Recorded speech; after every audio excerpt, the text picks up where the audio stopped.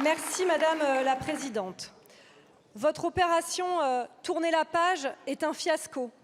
Vos tentatives de diversion ne peuvent effacer votre passage en force s'agissant d'une réforme qui abîme si durement, si concrètement, si brutalement la vie des gens. Et les premières victimes sont bien réelles. Ce sont ces femmes et ces hommes qui, après toute une vie professionnelle, avaient planifié leur départ en retraite. Alors oui, ils étaient en congé de fin de carrière, car leur projet, c'était bien de partir en retraite. Et ils sont aujourd'hui contraints de revenir au travail.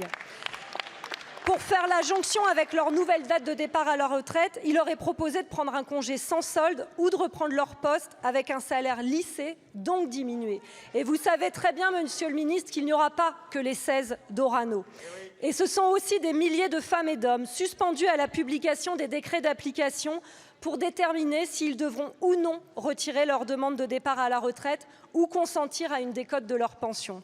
Ce sont encore ces travailleurs et travailleuses venus du Maghreb ou d'Afrique subsaharienne qui occupent les métiers les plus pénibles, qui ont des retraites de misère à cause de carrières hachées faites d'intérim et de périodes mal ou non déclarées par leur employeur.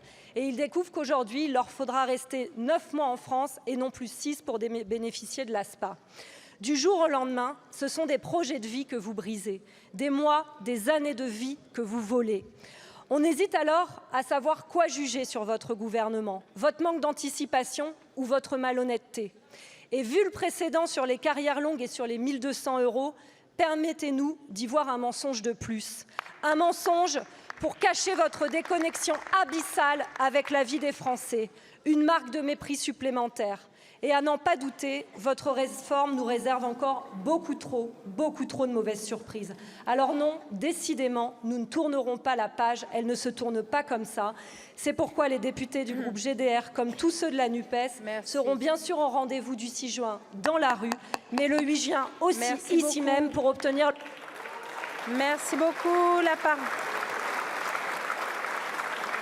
La parole est à Monsieur Olivier Dussopt, ministre du Travail, de l'Insertion et du Plein Emploi. Merci Madame la Présidente. Madame la députée Faucillon, vous avez évoqué la réponse que j'ai commencé à faire à Monsieur Bège tout à l'heure. Je vais continuer simplement pour rappeler, et vous l'avez dit vous-même, aucun retraité n'est rappelé, aucun.